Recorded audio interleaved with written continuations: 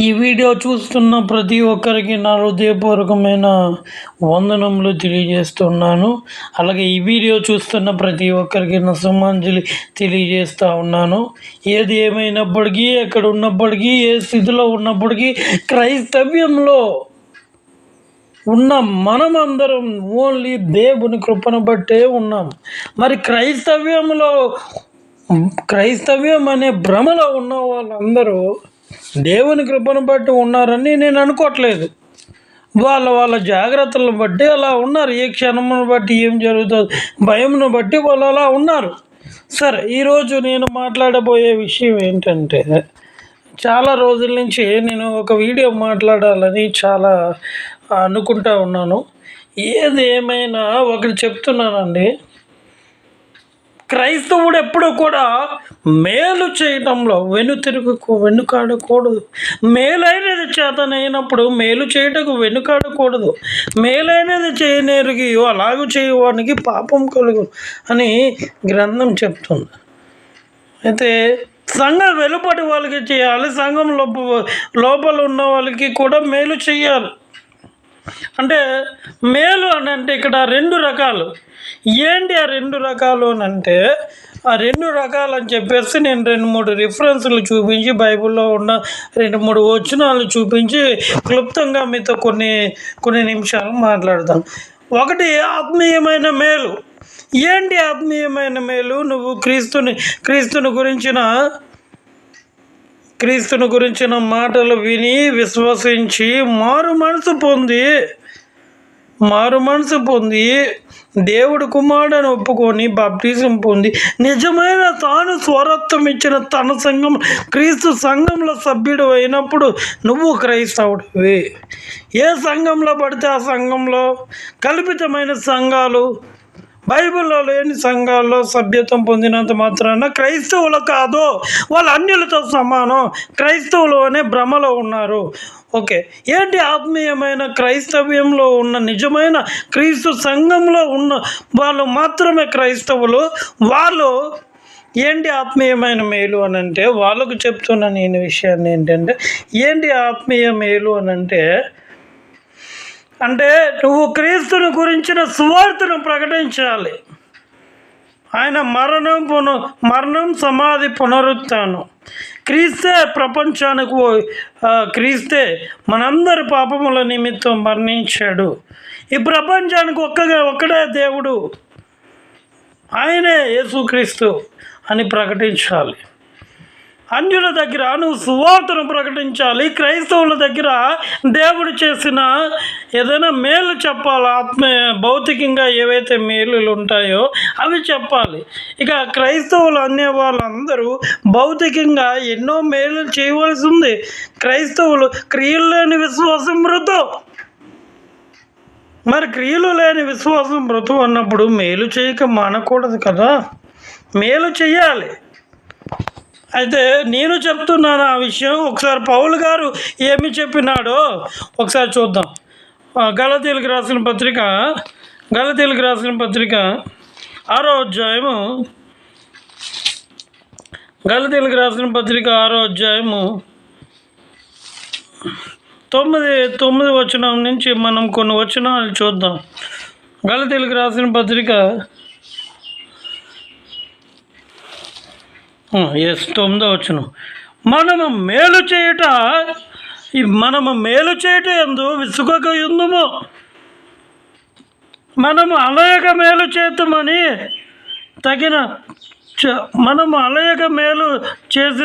తగిన కాలమందు పంట కోతుము.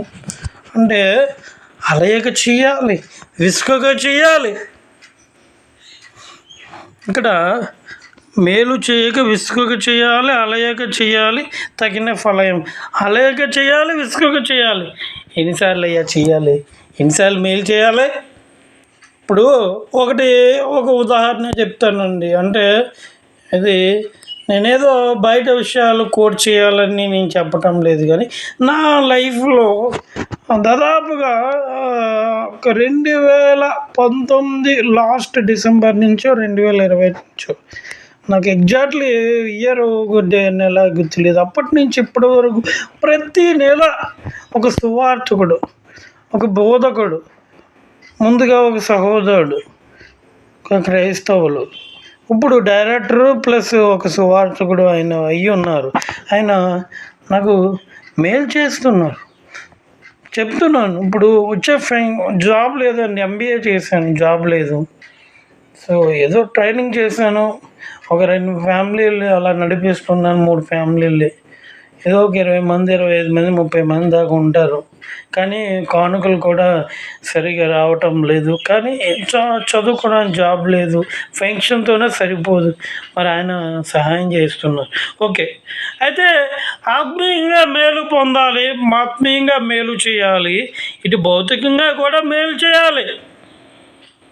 సహోదరులారా, లేదా నాతోటి శ్రేయాభిలాషులారా, మిత్రులారా, లేదా ఈ ప్రపంచంలో ఉన్న మానవులందరికీ ఏమి ఉండాలంటే తోటి మనిషి మీద మేలు చేయాలనే భావన ఉండాలి. ఆపదలో ఉన్న వాళ్ళని, అవసరంలో ఉన్న వాళ్ళకి మేలు చేయాలి.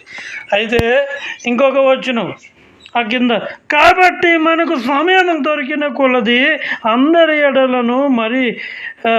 ఎడలను విశేషముగా విశ్వాస గృహమునకు చేరిన వారి ఎడలను, కాబట్టి మనకు సమయం దొరికిన కొలది అందరి ఎడలను విశేషముగా విశ్వాస గృహమునకు చేరిన వారి ఎడలను మేలు చేయదు.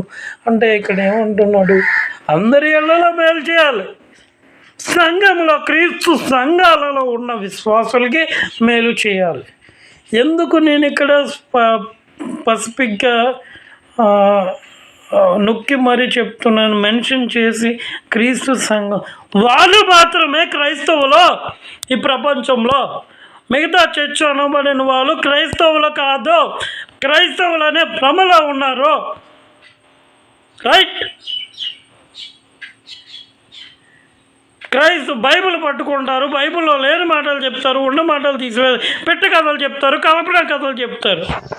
వాళ్ళు ఎన్ని మేలు చేసినా, ఎన్ని క్రియలు చేసినా మురికి గుడ్డల వలె చేసినట్టే, మురికి గుడ్డతో సమానం అంటున్నాడు. అయితే క్రైస్తవులు చేసిన క్రియలు, వాళ్ళు చేసిన మేలులు దేవుని దృష్టిలో, దేవుని లెక్కలో లెక్కింపబడ క్రైస్తవ్యంలో ఉండాలి. సహోదరుడు అని పిలువబడాలి. ఇది it's very very important. So ఈ మాట అండర్లైన్ చేసుకోండి. సో ఇంకోటి ఏంటంటే, మేలు చేయదగినప్పుడు వెనుక తీయకూడదు, మేలైనది చేయనేరుగా అలాగూ చేయడానికి పాపం. మేలు అనేది చాలా ఇంపార్టెంట్. ఇటు ఆత్మీయంగా కావచ్చు, ఇటు భౌతికంగా కావచ్చు, క్రైస్తవులకు మేలు చేయడం అనేది it's very very important. So ఈ మేలు అనేది చూశారు. అలాగే కొన్ని వచనాలు నేను పర్టికులర్గా చెప్పలేదు, బైబిల్లో ఉన్న మాటలే చెప్పాను. అయితే యేసుక్రీస్తు ఒక ఉపమానం చెప్పాడు. ఆ ఉపమానం చెప్పి నేను ముగిస్తాను. అదొకటి, ఇంకొక బైబిల్లో ఇంకొక మాట చెప్పేసి ముగిస్తాను. యేసుక్రీస్తు ఒక ఉపమానం చెప్పాడు. ఏంటి ఆ ఉపమానం అంటే, ఒక దారిలో ఒక వ్యక్తి పడిపోయాడు. అదే దారి అంటే సమరయుడు వెళ్తున్నాడు, యూదుడు వెళ్తున్నాడు, పరిచర్యుడు, అందరూ వెళ్తున్నారు. ఎవరు ఆయనకి సహాయం చేశారు? యూదుడు సాయం చేశాడా, సమరయుడు సాయం చేశాడా, పరిచర్యుడు సాయం చేశాడా? అదంతా మనకు తెలిసిందే. కానీ అక్కడ సహాయం చేసి ఆయనకి కొంత రుసుము అంటే డబ్బులు ఇచ్చి మళ్ళీ కట్టి అవన్నీ చేశారు. అంటే నిజంగా ఇంకోటి, మత్తయి సువార్త 25వ అధ్యాయంలో బట్టలు లేని వాళ్ళకి బట్టలు ఇవ్వాలి, మరి ఆహారం లేని వాళ్ళకి ఆహారం పెట్టాలి, మరి అలాగే గృహం లేని వాళ్ళకి వసతి కల్పించాలి. ఇవి ఎవరికైతే లేవు వాళ్ళకి చేస్తే అవి నాకు చేస్తున్నని యేసుక్రీస్తు చెప్పాడండి. కుడివైపు ఉన్న వాళ్ళారా, ఎడం వైపు ఉన్న వాళ్ళారా అని అక్కడ ఒక ఉపమానం ఉంటుంది. అయితే మనం ఎప్పుడు కూడా మేలు చేయాలి. అయితే ఇంకో మాట చెప్తాను. యాకోబు రాసిన పత్రిక అలాగే ఇక్కడ యాకోబు రాసిన పత్రిక ముందు నేను ఒక మాట చెప్తాను. దశలోనికి రాసిన పత్రిక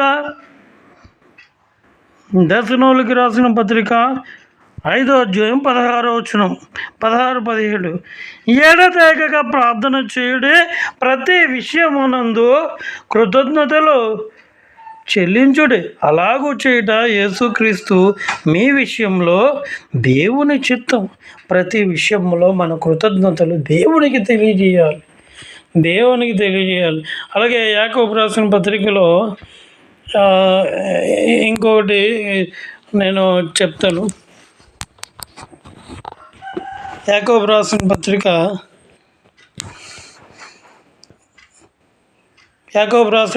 1:27 అంటున్నాడు, దిక్కులేని పిల్లలను వెధవరాలను పరామర్శించుటే నిజమైన భక్తి అంటున్నాడు. ఇహలోక మాల్యను అంటుకుండుట ఉండుటే నిజమైన భక్తి అంటున్నాడు. అదే ఏప్రిల్కి రాసిన పత్రిక 13వ వచనం ధర్మమును ఉపకారమును చేయుడి అట్టి కార్యములు దేవునికి ఇష్టమైన యాగములు అని అంటున్నాడు. చూడండి, ఇటు ఆత్మీయంగా కానీ లేదా ఇటు భౌతికంగా కానీ క్రైస్తవులమైన మనము మేలు చేయక ఖచ్చితంగా మేలు చేయాలి. సో ఈ వీడియో చూస్తున్న ప్రతి ఒక్కరికి హృదయపూర్వకమైన వందనాలు, అలాగే హృదయపూర్వకమైన సుమాంజలి. అలాగే ప్రతి ఒక్కరు సబ్స్క్రైబ్ చేయండి, లైక్ చేయండి, అందరికీ షేర్ చేయండి. మీ అందరికీ ఈ యొక్క సమయంలో నేను వందనాలు తెలియజేస్తూ ముగిస్తున్నాను.